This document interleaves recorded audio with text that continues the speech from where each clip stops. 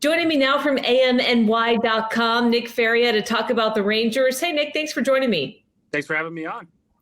I think this first game right out of the gate maybe surprised some people who thought the Rangers would be the underdog, but what a showing. I mean, what were the takeaways? What was being said in the locker room after game one? Well, I'll tell you right now from the beginning, and I kind of wrote about this the day after game one concluded, you really saw that the difference between grit and experience and the youthful energy that the Devils possess. And New Jersey came out as the home team, as you said, kind of favored in that particular game.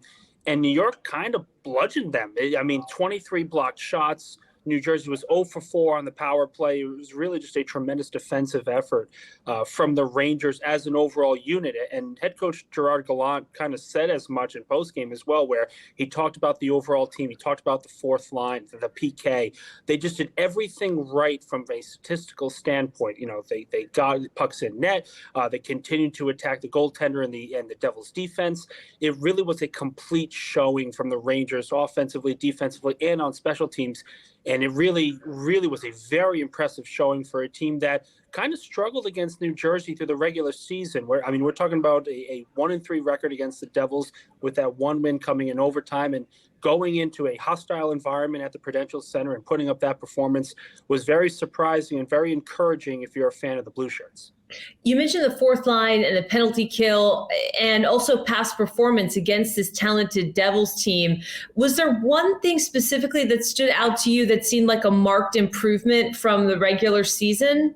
I think it has to be the block shots. And some of it came down to the inexperience of the Devils, and particularly Jack Hughes. Hughes is a tremendous player that the Rangers have said so throughout this past week, the type of playmaker he is. But I think you really saw for the first time he struggled to adjust in game. And I know he had a goal later on in the third period, but that was pretty much when the game was out of reach. I believe it was something like 4-0 at that point, and it was a penalty shot as well. So I think the job they did on Jack Hughes and the job they did countering the Devils' speed, and again, we talk about physicality, we talked about block shots, the PK comes to mind again as well, but the 23 block shots and the way they defended Jack Hughes, they made him think and they made him guess, and a lot of times he guessed wrong. And I think one particular play in the end of the first period, Nico Mikkola stepped in when Hughes seemed to be on a break, and he just slid right through, deflected the puck away, and ended up what could have been a really good scoring chance for Hughes and the Devils. Some plays like that throughout the contest you really saw, and you really looked at it and said, wow, this Rangers defense came in with a plan against Hughes to get physical with him, to shorten up the game, and they did so beautifully through 60 minutes. It really was encouraging to see on the defensive end. What adjustments do you expect New Jersey to make now? I think it's going to come down to the forecheck. New Jersey, we've talked about it all week before the series started. They like to play fast. They like to overwhelm their opponents, and they really weren't able to use their speed as much in game one. I think that re-emphasis into game two and starting out quickly will be very important. Now, the Devils had a power play to start game one. Didn't really get much out of it. I believe that we had 0 shots on goal through all 4 power plays in game one's entirety. So you're going to see that change probably in game two. They're going to be much more aggressive on the forecheck. They're going to be much more aggressive on the offensive end.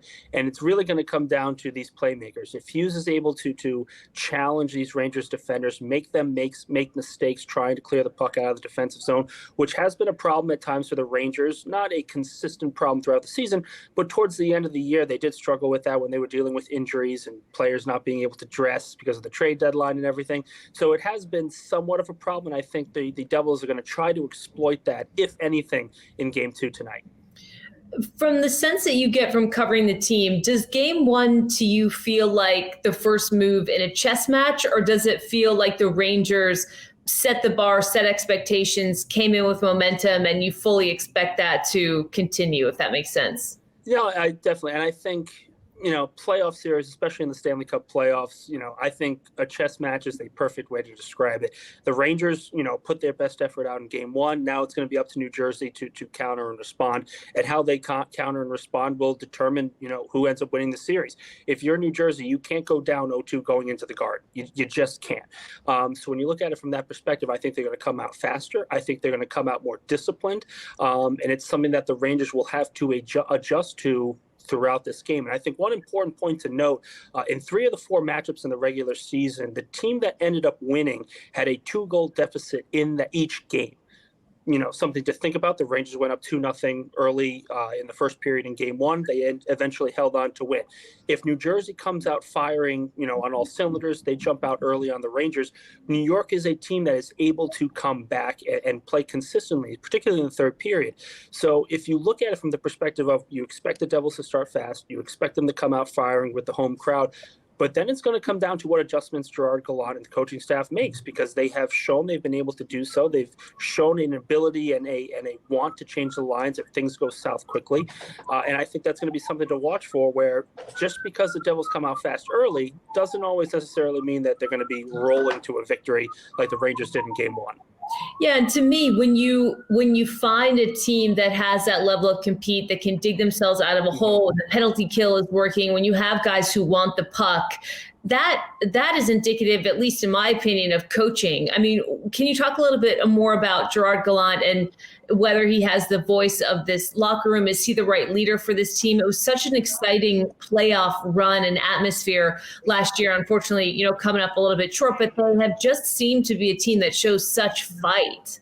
You're absolutely right. And we talk about, winning percentage in Gallant's first 2 years. He has the highest winning percentage, back-to-back 100-point seasons to start his Rangers career. So based on that metric, he has been a tremendous head coach for the Rangers. I think what has changed, though, is the fact that the trade deadline comes in and Chris Drury knocks it out of the park again. He brings in Patrick Kane. He brings in Vladimir Tarasenko. He brings in depth pieces like Tyler Mott. This is a team primed and ready for a deep Stanley Cup playoff run and a Stanley Cup title.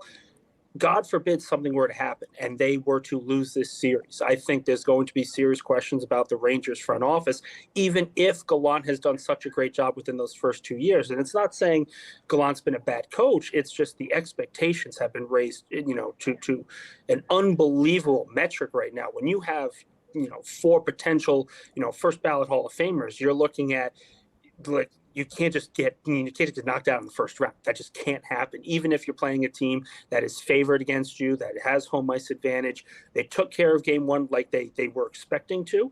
There's plenty of talent on this team to overwhelm even a team like the Boston Bruins. So while I do think Gerard Gallant is the right man to lead this team because he's a player's coach and he clearly has the respect of the players in the locker room, things can change very quickly. If they lose this series to the Devils, I think there's going to be very interesting questions. And I think we sometimes forget, though, even with their deep playoff run, they started the year 10-9-4, and there were a lot of questions surrounding the head coaching job with Gallant and the Rangers because they just were looking completely out of sync throughout the beginning of the year. They ended up turning it around by December 5th. The team has been one of the hottest teams in hockey. They've been able to do a good job in countering that since, but this series is going to be very telling to see, Gallant's future. He wins, he's clearly the right man for the job. If he loses, though, I think we're in a situation where the Rangers are not going to be too happy with all these pieces in place now and not coming away with anything. Yeah, you mentioned the Boston Bruins, who have stolen so much of the spotlight because of this historic regular season run that they went on, just having a 9-game win streak snapped, but still such a dominant team. Does New York have, in your opinion, and you really just kind of detailed it, the pieces to contend with a Boston squad and go toe-to-toe with them should they advance out of this series against New Jersey? Before February, I would have said absolutely not. I would have said no. And I don't think it was. I think the talent level, comparison is just not even close. But then you bring in Tarasenko, then you bring in Patrick Kane, and even Nico Mikkola, who I've said before had a tremendous game 1. He's looked really solid in solidifying that final defensive pairing with Braden Schneider. All 4 lines have the ability to score. All 4 forward lines have the ability to score. On the defensive end, all 3 defensive lines have an ability to score. So the Rangers have plenty of talent. They have the goaltender to do it in Igor Shesterkin, who really has come on later in the year to have another fantastic season, even if it wasn't up to par from his Vezina winning performance last year. This is a team that's complete. And I really think, you can hear me say this over and over again. They're a very complete team. All 4 lines have an ability to defend. All 4 lines have the ability to score and put pressure on the defense. This is where it comes into play, where expectations of this team is so talented, they can compete with anybody. Just because it didn't really show out in the matchup against Boston in March doesn't mean that would happen should the 2 teams meet in the Eastern Conference Finals. What about Carolina? What about the Islanders? Again, further on in the playoffs, I think this is a team where you look top to bottom, they can compete with anyone. It really just comes down to their execution and how they're able to handle themselves, when they're pushed up against the wall. Do you see the Islanders having success on Friday night in an 0-2 hole? They've struggled all season long on the power play. It just seems like they don't have guys who want the puck in those critical moments. I mean, pushing to overtime is such a crushing way to come back from a trip to North Carolina. But just quickly, I know you're mostly a Rangers guy, but do you think that they will be able to get back in their series? I will never count out the Islanders in a playoff series just based on those 2 runs to the Eastern Conference Finals. They're a very good defensive team. The problem is, as you said, the power play. And when I was in college and I was covering the Islanders for 88.7 WRHU, originally the problem then at that point was they couldn't score on the power play. They can't score on the power play. 4 or 5 years later, and we're talking about the same problem. So it's a little frustrating for the fans, obviously, that they haven't been able to fix that particular problem on the power play.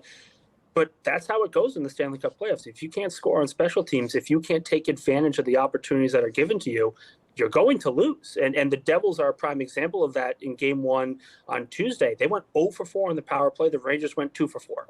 There you go. The Rangers had complete control of that game. The defense was fantastic. That's how it goes. You don't convert on special teams, you're not going to win hockey games in the playoffs. Well, what is that about then, Nick? That's a problem that plagues a team for years and years and years. I mean, when a team can't execute on the power play, it must be low-hanging fruit to say, well, that's got to be the coaching staff or they don't have the right players. But you've seen this year after year, and it's so frustrating for Islanders fans who don't understand why they seem to shy away from generating chances like that. And there was a problem when Tavares was there as well before he left. It really is a confusing issue when you think about it, because 5-on-5 in that series so far, they've actually played pretty well. And it really just comes down to they haven't been able to score when they've been given those chances. And obviously Game 2, it was a little bit different because I believe it was like a 4-0 penalty differential between them and Carolina. But you have home ice, you get the home ice advantage with the referees at times. And I know that sounds really, cliche to say, but, the series shifts, to UBS Arena, and it's going to be really exciting because that's the first time those fans are going to be able to christen that arena in the playoffs. I think that's going to be really exciting. I covered playoff games at Nassau Coliseum, and it was an incredible experience. It's going to be really exciting to see how that group and how the fan base reacts should they go on the power play even once in the first period.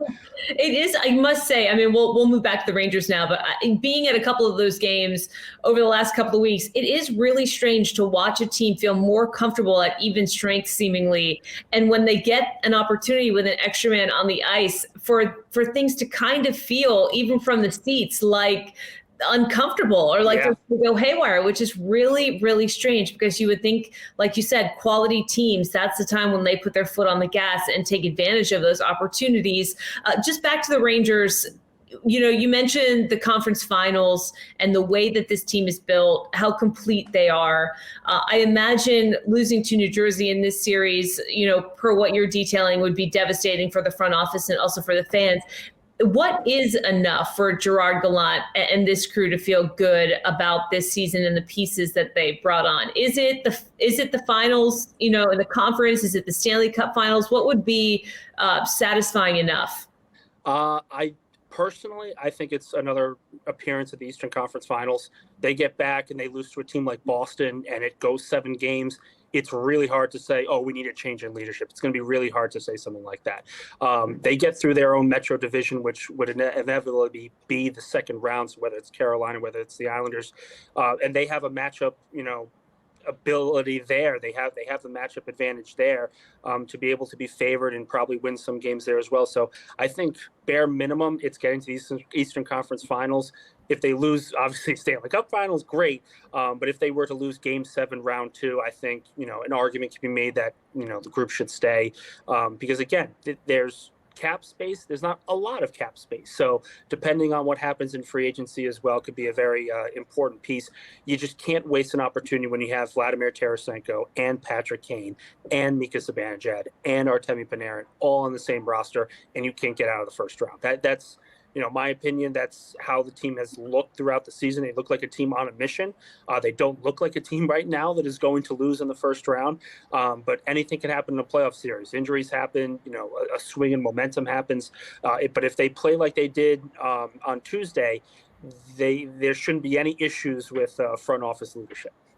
Is this a situation like we see in other leagues where the regular season is the regular season and then all of a sudden, all the lights get turned on for the playoffs? I mean, do you have a group of veteran stars here who have decided that it's time to put the effort in and make a postseason run where maybe at times during the regular season or after the trade deadline when everybody was kind of getting together, there really wasn't that sense of urgency?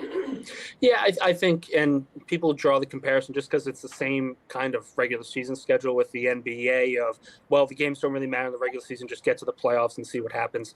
And I see some similarities there, but just because of how grueling the Stanley Cup playoffs are, it's really difficult to compare to other teams and other sports. I mean, you look at the Boston Bruins right now. This is a team, historic regular season, absolutely incredible. They set records and pretty much everything, and they're tied 1-1 to the Florida Panthers. That stuff happens, and we talk about the last President's Trophy team to set records for regular season wins, and they were swept out of the first round in the Tampa Bay Lightning, and they ended up using that to win a couple Stanley Cups. But even then, anything can happen in these playoff rounds, and it's really exciting to watch two teams like the Rangers and Devils who have their own ways of playing and own ways of winning and really colliding against each other to really make some really good hockey. I mean, that was a really solid game one. You look at the other playoff rounds and games that we have seen so far, they've been really exciting. There really isn't anything like the Stanley Cup playoffs in any sport in the world. And I imagine there's a significant percentage of the locker room that's really motivated by what happened last year and being right on the doorstep and not being able to finish the job. Absolutely. And that's kind of where you look at, especially game one. They were saying, listen, it's game one. Even Tarasenko said it. He wasn't part of the team last year, but he said, it's game one. We're going to move on from this. We have other things to worry about. So they have plenty of veteran players, and they're mixed with a lot of young talent. We talk about the kid line, who's had a tremendous season, all three of them together. So you have that blend, and you can make something really special. And the Rangers so far have done that. And is there something specific that you see with that fourth line that you just go, wow, this is unlike anything else? Or, this is why Gerard Gallant has praised them so, implicitly throughout the last couple of weeks? It kind of reminds me of, to draw a comparison to the Islanders. It kind of reminds me of the Islanders' fourth line when they went back-to-back Eastern Conference Finals. These guys can play physical when they need to, but they're also talented enough to score. I mean, these guys are not slouches, and it's just about defending Jack Hughes and defending this guy and defending that guy. These guys are a threat to score at any point, and if you give them the opportunity, they will attack. And I think the combination of Mott with Jimmy Vesey, with Barclay Goodrow, all three of them have an ability to score. All three of them had played up in their lines. I mean, Jimmy Vesey at one point during the regular season was playing on the first line with Mika Zibanejad. So these guys have a lot of experience. They have playoff experience, and that's what makes them so dangerous. The fact that they can do the things the top line can, maybe not at the same rate, but these guys can produce when given the opportunity, and they've shown that throughout the regular season. Just to have such tremendous depth, especially with the way that you describe these playoffs as so incredibly grueling, that if one line doesn't have it one night, maybe another line can pick up the slack a little bit. You mentioned, Nick, how different it would be going back to the Garden. We talked about this Hudson River rivalry with a 2-game lead as opposed to maybe, being split at a game apiece. How much difference will that actually make, and how important does that make tonight, just in terms of being able to shut the door on the first round and really feel like you have it in hand heading back to home ice? Yeah, and we talk about, how much of a home ice advantage is it when you're 12 miles apart? I mean, the fan bases are still going to show up, but MSG is MSG. It's the world's most famous arena for a reason. The Rangers are very successful at home this past year, and you look at it from the perspective of the Devils, where, yes, they're young and talented, yes, they're inexperienced, but if you go down 0-2, both games at home, both games in a very loud Prudential Center, and now you have to go on the road. It's a very daunting task. And you think about it, going down 0-2. Okay, so now it's a 5-game series with 3 games at MSG. You have to win at least 2 of those to regain home ice advantage, if you will. that's not a really tall, that's a tall task to ask for a team that doesn't have the playoff experience and is going up against one of the greatest, goaltenders in the world right now. I mean, we talk about this line and how complete it is in every forward line and defensive line. Igor Shesterkin is really, really good. And he showed that in game one as well on Tuesday. So this is a tall task for them. And really, I don't want to say it's a must win because game two, teams have gone down 0-2 and won the next 4 games. The Rangers actually lost their last series. They had a 2-0 advantage in the Eastern Conference Finals. So it's not saying much, but we're nearing must-win territory for the Devils. Thank you very much, Nick Faria, for the time and the analysis. I really appreciate it. Just before you go, let everybody know where they can find you. I mentioned amny.com, but tell everybody where they can get your stuff. Yeah, so my Twitter account is Nick_Faria1720. Available on Twitter, available on email. My information is on all the articles I post. So yeah, I'm pretty good with commenting and responding to people who comment. So definitely appreciate any feedback to give. Hopefully you'll get an inbox filled with the good stuff and not the bad stuff. Love it. After a Love it. 2-0 series lead heading back to MSG. Nick, thanks so much.